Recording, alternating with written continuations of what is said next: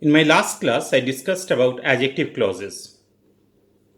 Today, I'll discuss about noun clauses. What is a clause?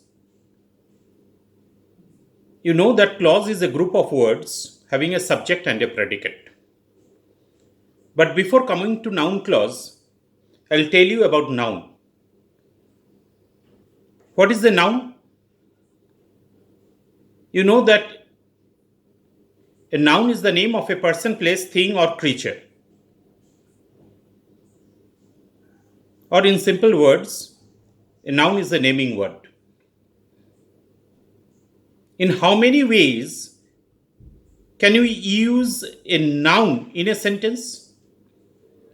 You can use a noun as subject of a verb, object of a verb, object of a preposition, in apposition to a noun,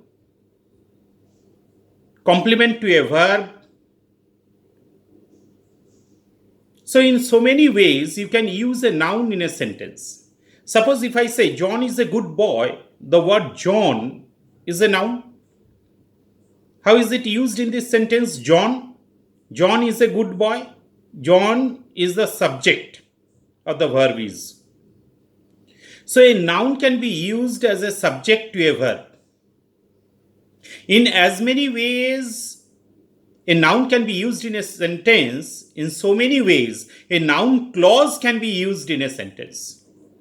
As you see here in this sentence, John is a good boy. John is a noun, and here in this sentence it has been used as subject to the verb is. Now look at this sentence. Why he left is a mystery. Why he left is a mystery. In this sentence, how many finite verbs are there? Why he left. Left is a finite verb. Is a finite verb. Why he left is a mystery. So why he left, it is one clause. I told you that subordinate clauses usually start with that, which, when, how, as, because, is, therefore, when, whenever, wherever, etc.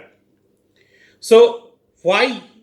The subordinate clause begins with why. Why he left is a mystery. Why he left?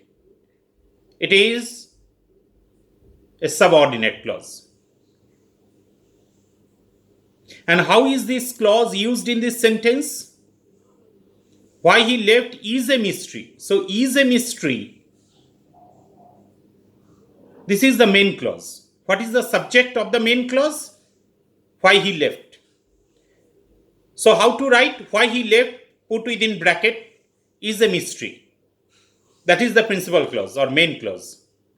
And why he left, that is the subordinate noun clause. How is it used? Subject to the verb is. If I say that it will rain today is certain. So that it will rain today, it is the subordinate noun clause used. How is it used? As subject to the verb is. Is certain, that is the main clause. That it will rain today within bracket is certain, that is main clause. And that it will rain today, that is subordinate noun clause, subject to the verb is. When I shall return is uncertain. When I shall return, that is subordinate noun clause, subject to the verb is.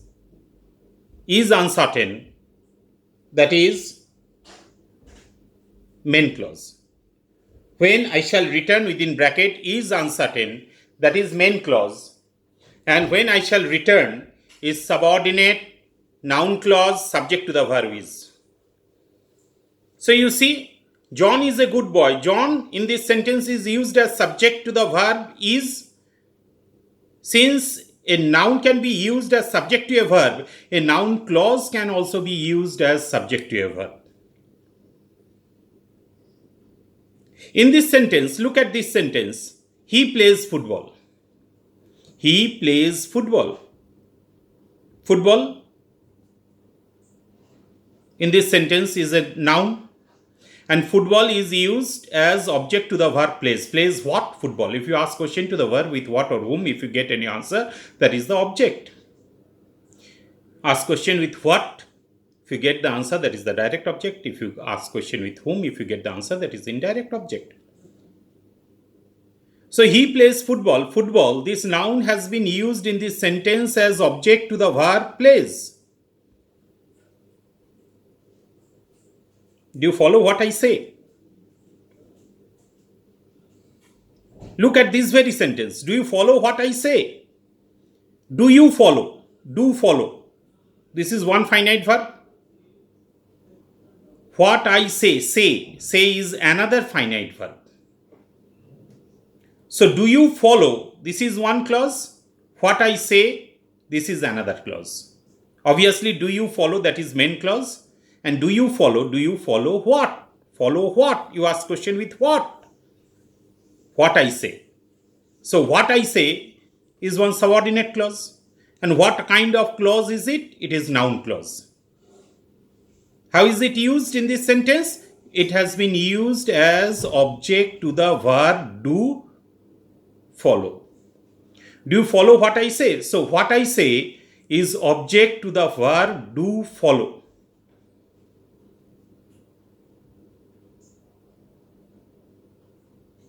I know that you know the answer. I know, finite verb. That you know the answer. Again, no, finite verb. So I know, principal clause. That you know the answer. Know what? That you know the answer. That is subordinate noun clause, object to the verb know. If you ask question to the verb with what, if you get any answer, that is subordinate noun clause, object to the verb. He said that he was unwell. He said. He said what? That he was unwell. So he said, that is principal clause or main clause. He said what? That he was unwell. So that he was unwell, that is subordinate noun clause, object to the verb said. Likewise, a noun clause can be used as subject to a verb. A noun clause can be used as object to a verb.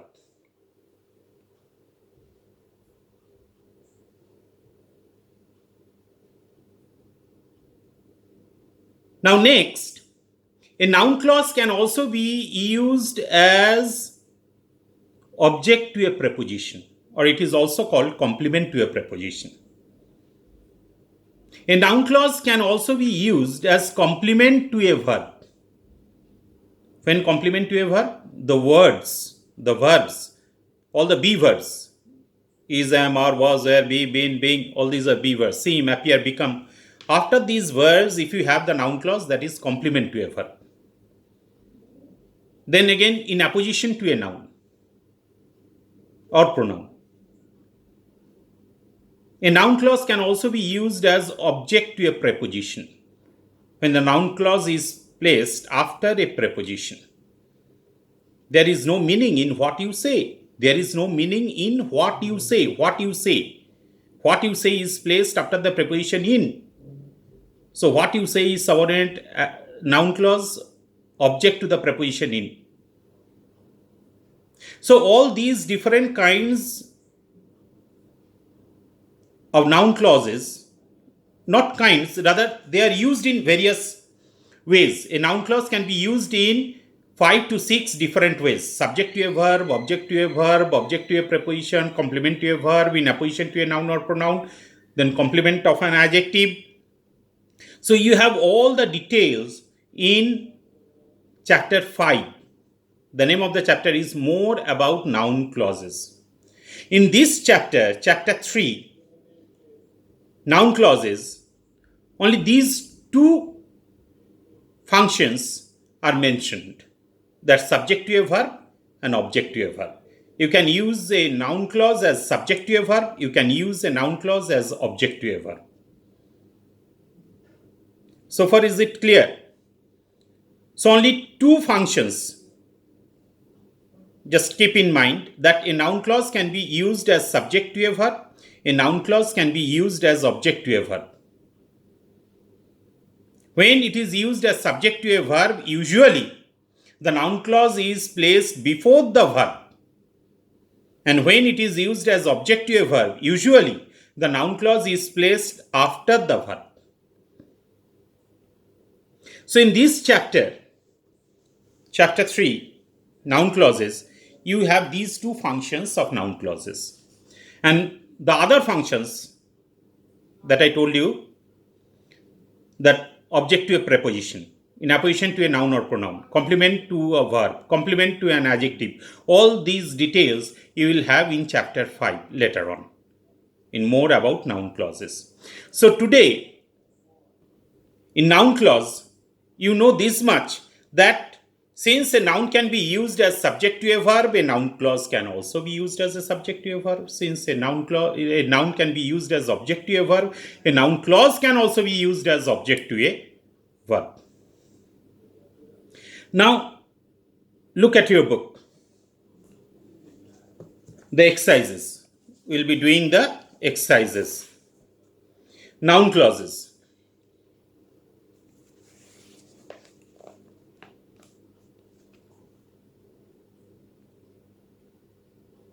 Look here, one example is given.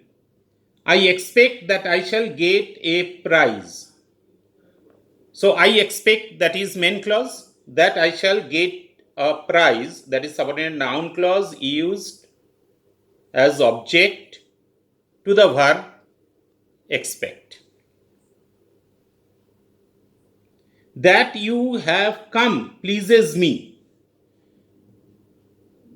That you have come, subordinate noun clause subject to the verb pleases. Now we'll discuss the exercises. Okay. The first few sentences of each exercise. Exercise 31. Open your book. Look at exercise 31. Noun clauses. Exercise 31. Point out the noun clauses in the following sentences. You have to point out the noun clauses. Noun clause is also a subordinate clause. Since it is a subordinate clause, it will begin with that. Those subordinating conjunctions that I told you in the last class. Look here, the first sentence. I often wonder how you are getting on. I often wonder how you are getting on. The first thing that you have to do whenever you get a sentence, you have to find out the finite verbs. What are the finite verbs here? I often wonder how you are getting on. Wonder. I often wonder. How you are getting on. Are getting. So there are two finite verbs, that means there are two clauses. I often wonder, that is the main clause, and how you are getting on. How you are getting on, this is subordinate noun clause object to the verb wonder. Is it clear? Now look at sentence number 2. I fear that I shall fail. I fear that I shall fail. What are the finite verbs in this sentence? Fear, one finite verb. That I shall fail, another finite verb. So I fear, that is one clause, that is the main clause.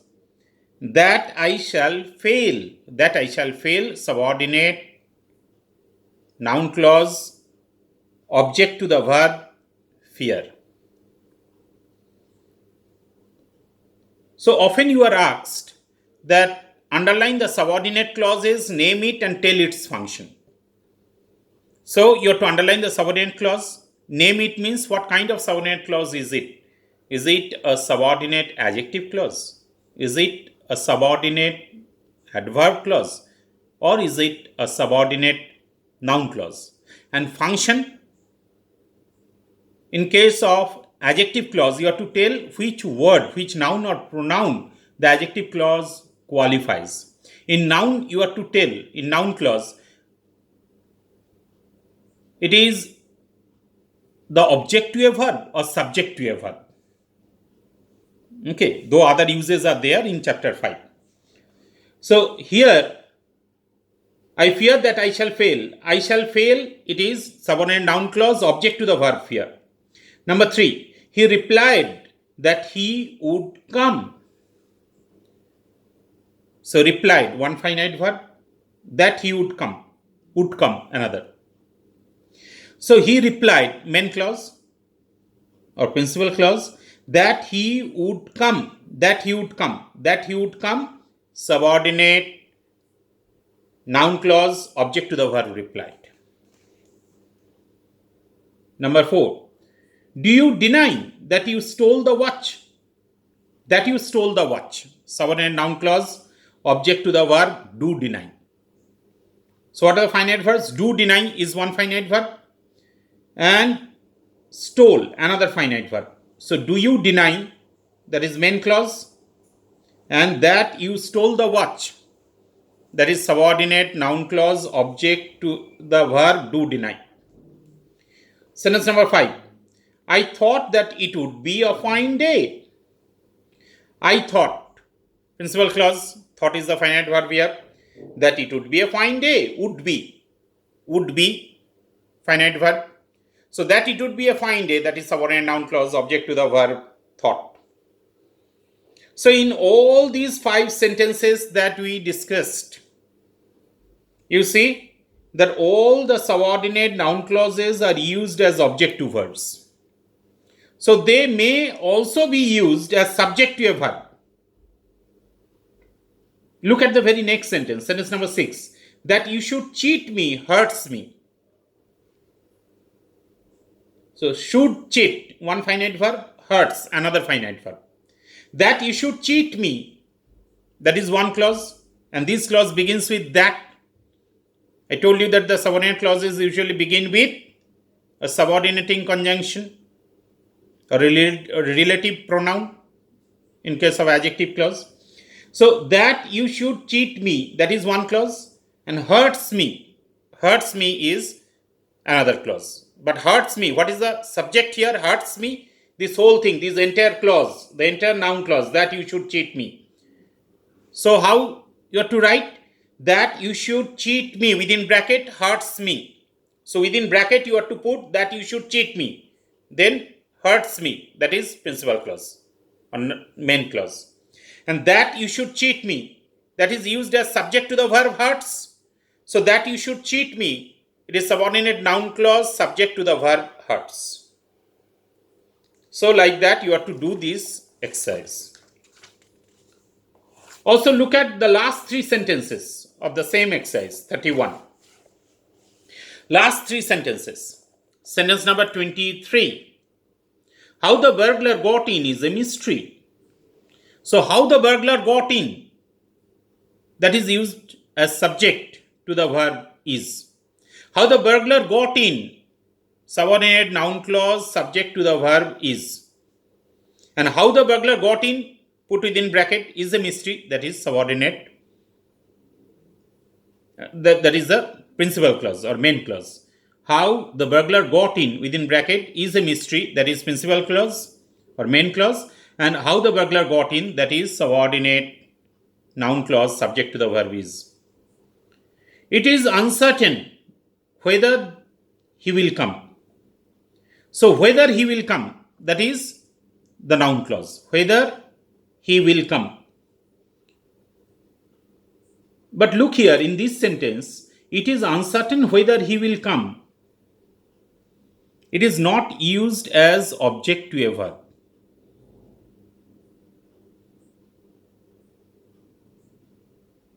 Uncertain, it is uncertain. Uncertain is, what part of speech is the word uncertain? It is adjective. So noun clause is placed after an adjective. So here, whether he will come, that is noun clause. But how is it used? It is complement to the adjective uncertain, since the noun clause is placed after an adjective. So these uses, various uses of a noun clause, they are not discussed in this chapter. Only you have been asked in this chapter to find out the subordinate noun clause. I do not know what he will do. So what he will do, subordinate noun clause.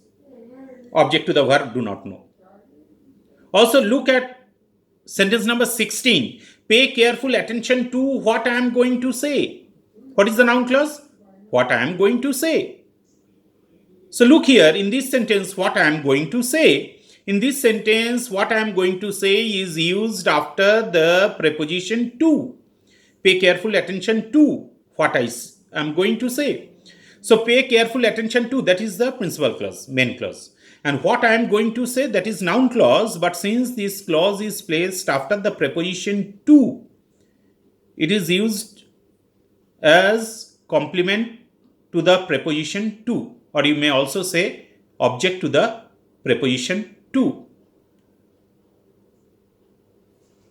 So this discussion that how a noun clause can be used in various ways, whether it is subject to a verb, whether it is object to a verb, whether it is complement to a verb, whether it is complement or object to a preposition, or whether it is used in apposition to a noun or a pronoun, or it is complement to an adjective. All these discussions are there in chapter 5 later on in the chapter more about noun clauses. Here only you know this much, that a noun clause functions like a noun. In as many ways a noun can be used in a sentence, in so many ways a noun clause can also be used in a sentence. Only you know these two uses, these two functions, that a noun clause can be used as subject to a verb, a noun clause can be used as object to a verb. In most of the sentences of this exercise, you will find that the noun clauses are used as subject to a verb, or noun clauses are used as object to a verb.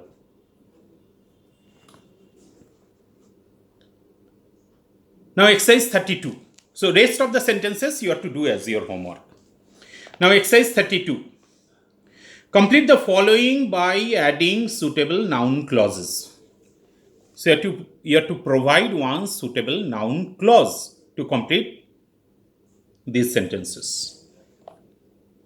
First sentence, I cannot understand. I cannot understand. I cannot understand. I cannot understand. I cannot understand what? I cannot understand what he wants to say. So if I say I cannot understand what he wants to say, that is subordinate noun clause, object to the verb cannot understand. They all said dash. They all said dash. They all said that they wish to visit the fair. So they all said, main clause, they all said what? That they wished to visit the fair. So that they wish to visit the fair, wished is the finite verb here. So they all said that they wish to visit the fair. That they wish to visit the fair is subordinate noun clause object to the verb said. I think dash. I think. You have to put one suitable noun clause. So I think that you can solve the sum. I think that you can solve the sum. I think principal clause, I think what? That you can solve the sum. That you can solve the sum, subordinate noun clause, object to the verb think. Number 4. This is just dash. This is just dash. This is just what I want to say. So this is just what I want to say. What I want to say, that is subordinate noun clause object to the verb. This is just. Look, after is a be verb. If you have the clause after a be verb, then it is not object to the verb is. Because the be verbs, they do not take objects.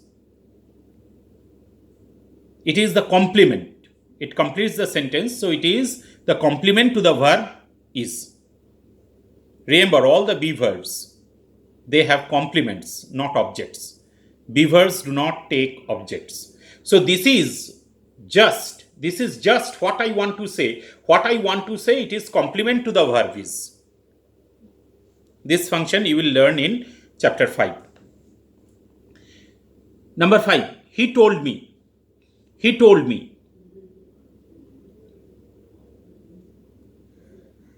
He told me that he would accept the offer. He told me what? That he would accept the offer. That he would accept the offer. That is object to the verb told, subordinate noun clause. Number 6, dash then is a well-known fact. So dash is a well-known fact. Dash is a well-known fact. So dash, whatever clause you will put here, that will be used as subject to the verb is.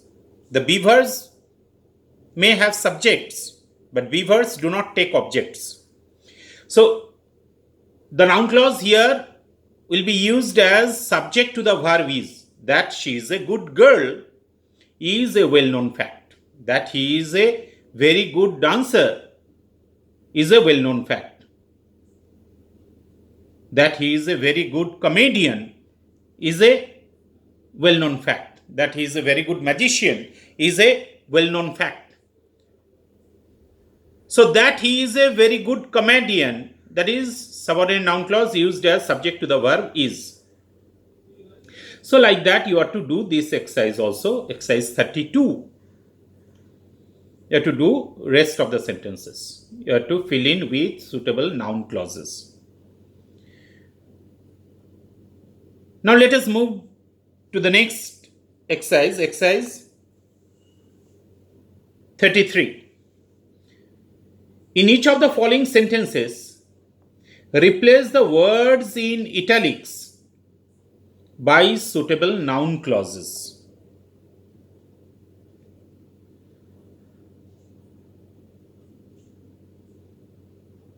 So you have a phrase or a noun, and you have to replace that with a noun clause.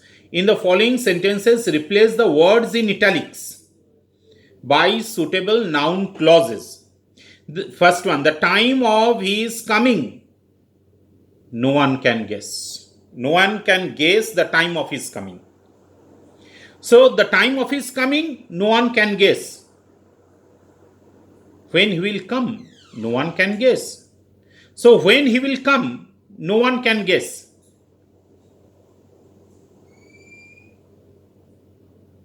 When he will come, no one can guess. So no one can guess what? When he will come. So when he will come, if we replace the time of his coming by when he will come, when he will come, will, it is a finite verb. So when he will come, it is a noun clause. When he will come. And how is it used in this sentence? When he will come, no one can guess. No one can guess. That is the principal clause. No one can guess. Guess what? Can guess what? When he will come. So you ask question to the verb with what? You get the answer. When he will come. That is object to the verb. Though the clause is placed in the beginning of the sentence, but here it is used as object to the verb can guess. It is not subject to the verb.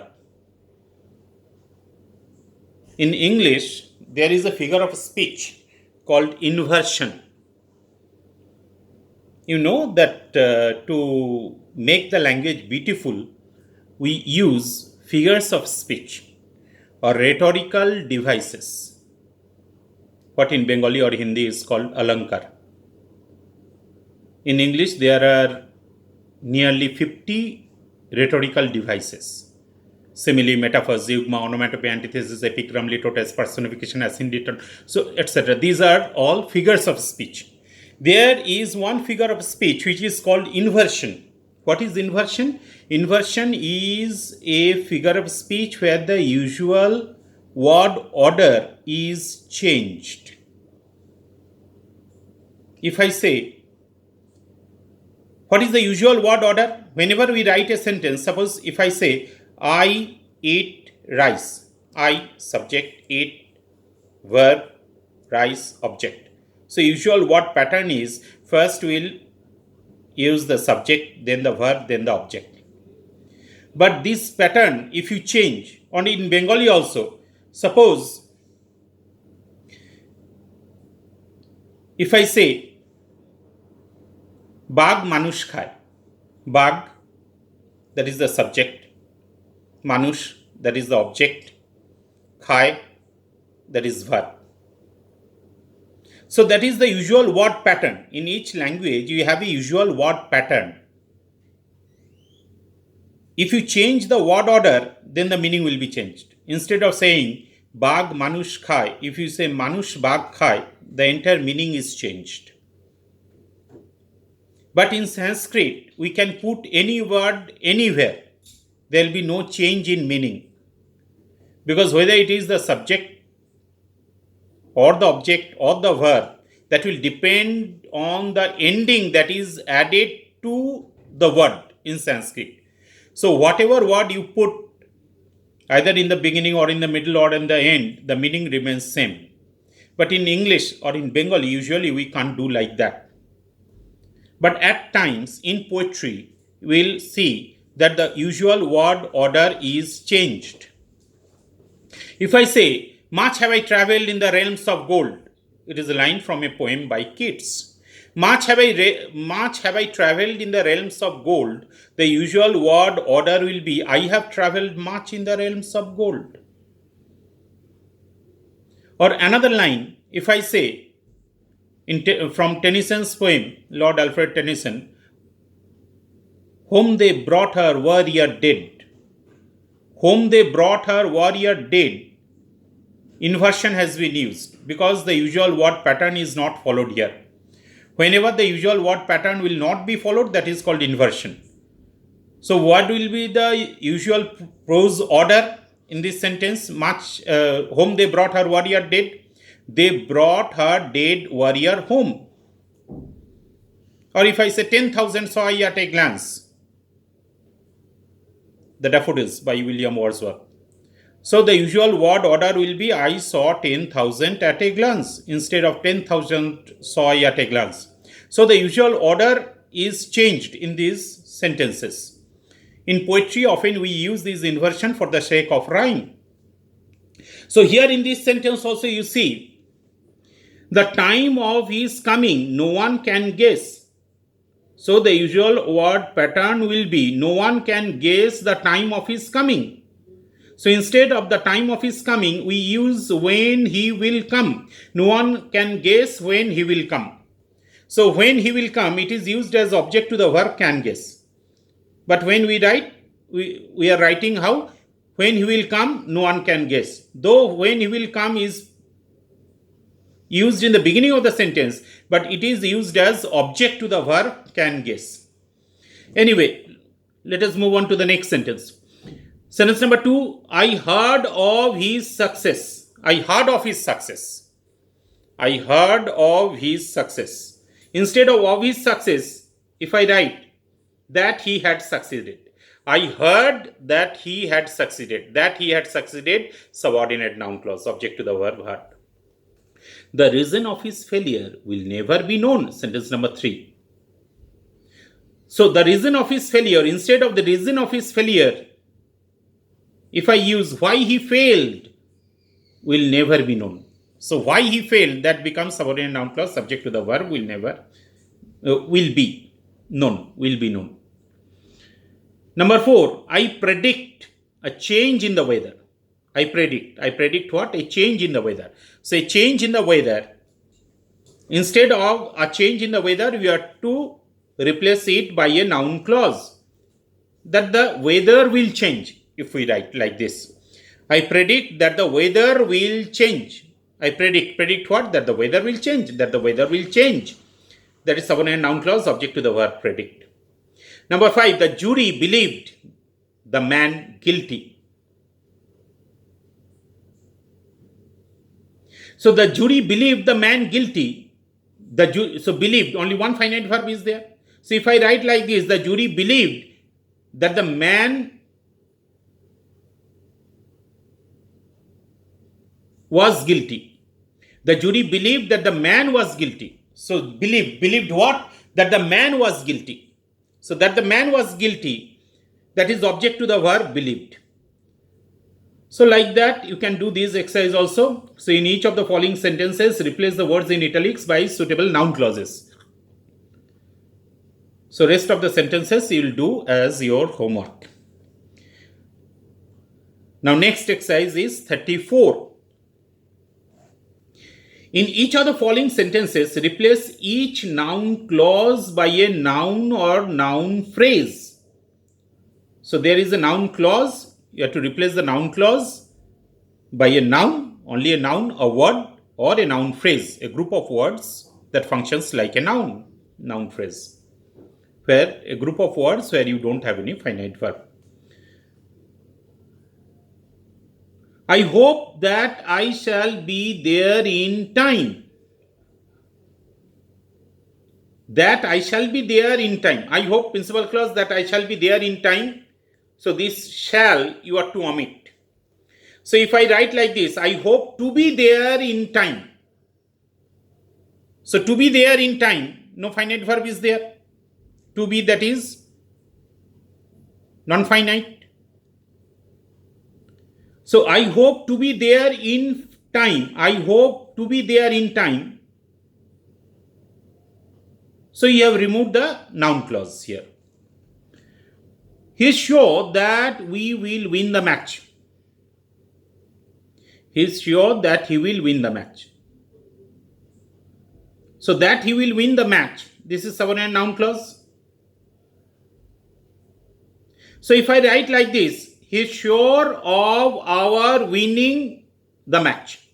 He is sure of our winning the match. So the noun clause is removed and a noun phrase has been used. Number 3, I remarked that it was a fine day.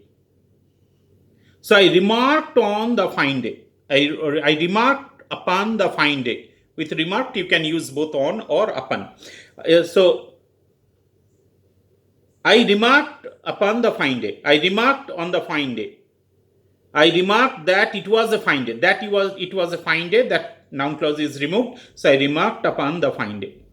Number 4, they do not know where he is concealed. So they do not know where he is concealed. That is noun clause. You have to replace that noun clause. If I write like this, the place of his concealment. They do not know the place of his concealment. The place of his concealment, there is no finite verb here. So they do not know the place of his concealment. Number 5, the police must know where he is living. So where he is living, that is noun clause. You have to remove the finite verb. So the police must know what? His residence. Where he is living means his residence. So the police must know what? The police must know where he is living. Where he is living, you omit where he is living and put his residence. So the police must know his residence. So like that you can do exercise 34. So today we have discussed exercise 31, exercise 32, exercise 33 and exercise 34.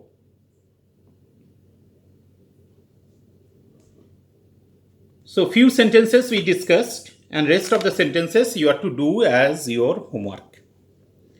So today we discussed about noun clauses.